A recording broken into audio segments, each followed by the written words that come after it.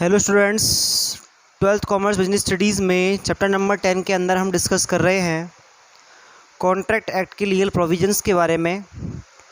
और last lecture के अंदर मैंने आपको प्रोविजंस रिलेटेड टू कंसीडरेशन पढ़ाया था, यानी कि जो प्रतिफल होता है एक अनुबंध के अंदर, उससे संबंधित कौन कौन से वैधानिक प्रावधान होते हैं। आज के लेक्चर में हम डिस्कस करेंगे provisions related to legality of objectives and consideration, यानी कि वो सारे प्रावधान, कौन से प्रावधान हैं ये हैं उद्देश्य और प्रतिफल की वैधता से संबंधित। उद्देश्य एवं प्रतिफल की वैधता से संबंधित प्रावधान है आपके। भाई सीधी सी बात है कि एक वैलिड कॉन्ट्रैक्ट वो कॉन्ट्रैक्ट होता है जिसके अंदर सब कुछ लॉफुल हो। लॉफुल का मतलब होता है वैधानिक, क्योंकि तभी जाकर आप किसी भी तरह के परफॉर्मेंस को नहीं कर पाने, या अगर मान लो आपके लिए कोई प्रॉमिस सामने वाली पार्टी ने पूरा नहीं किया है तो आप ऑथोरिटी रखते हो कि आप बाई कोर्ट ये काम पूरा करवा सकते हैं।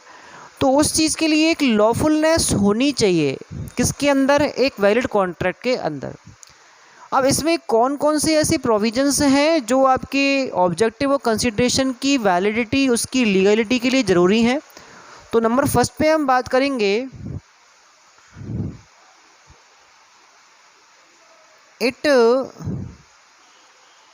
इफ इट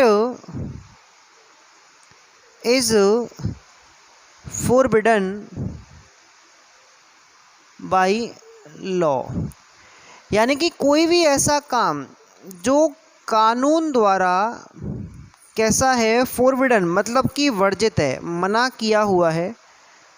अगर आप उस तरह के किसी भी ऑब्जेक्टिव वाले, ऐसे किसी उद्देश्य वाले काम के लिए कोई कॉन्ट्रैक्ट करते हैं तो उसको आप क्या मानेंगे, उसको आप एक इल्लीगल कॉन्ट्रैक्ट मानेंगे। जैसे मान लो किसी व्यक्ति को नुकसान पहुंचाना है आपको, जैसे मैंने किसी दूसरे व्यक्ति से एक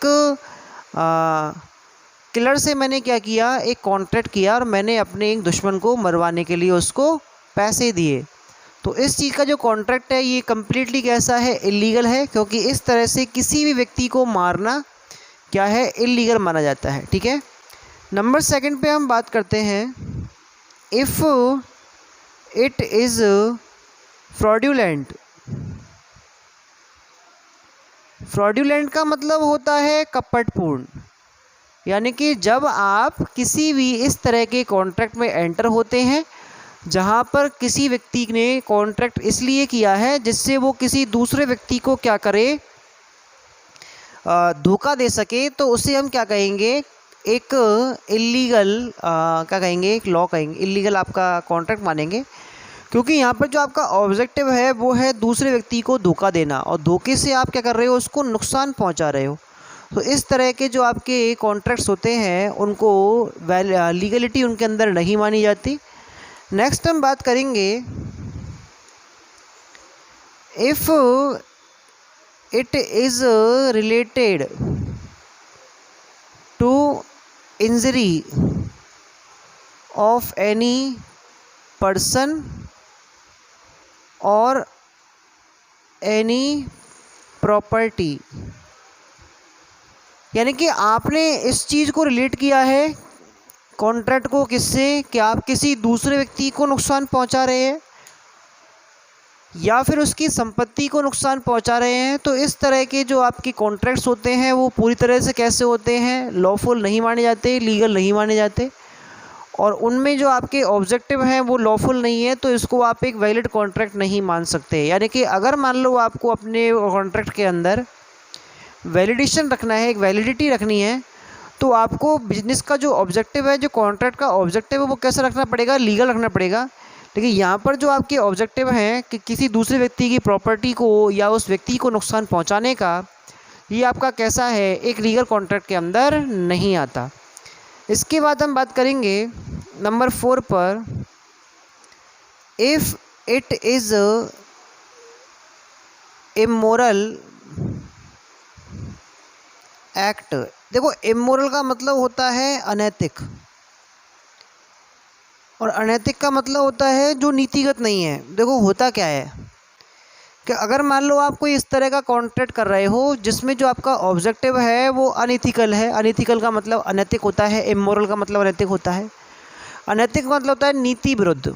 एक्चुअल में होता क्या है, जैसे मान लो मैंने किसी व्यक्ति से क्या किया, कॉन्ट्रैक्ट किया और उसको मैंने कॉन्टैक्ट करके ये बोला है कि भाई आप मेरे लिए इस तरह का कोई काम करो जिससे किसी दूसरे व्यक्ति को हम डरा धमका कर उससे उसकी संपत्ति हासिल कर सके सस्ते मूल्यों पर। तो ऐसी कंडीशन में ये एक अनैतिक कार्य है, क्योंकि इसमें सामने वाले की मर्जी नहीं है और इसके अंदर जो आपने ऑब्जेक्टिव है आपका वो थोड़ा गलत है, उसमें आपका जो इंटेंशन है वो गलत है। तो इस तरह से उसको हमें क्या कहेंगे, लीगलिटी नहीं मानेंगे। ठीक है, नेक्स्ट हम बात करते हैं number 5, an act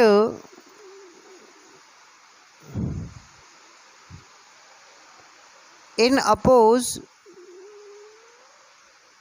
of public interest.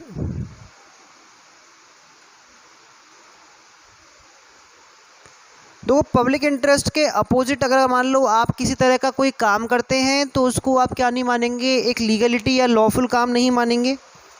जैसे हम क्या कर रहे हैं, किसी सोशल पॉलिटिकल या जो दूसरा आपका कोई इंटरेस्ट है उसको अपन क्या कर रहे हैं, पब्लिक वेलफेयर के लिए अगेंस्ट जाके कोई काम कर रहे हैं।